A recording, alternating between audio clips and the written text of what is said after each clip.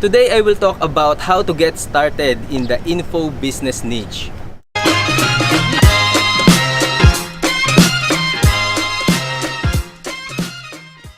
Hi, I'm Joey Bacani, founder of Infopreneur Mastery. So there are only 3 things na naiisip ko on how to get started in the info business niche. Number 1, first of all is your message. So ano ba yung message mo? Ano yung gusto mong iparating sa mga magiging followers mo? Ano yung experience mo na pwede mong i-impart sa kanila? Second is the market. Sino ba yung market mo? Sino yung mga future followers mo? Kailangan alam na alam mo kung sino sila so that you can serve them better. Third is monetization.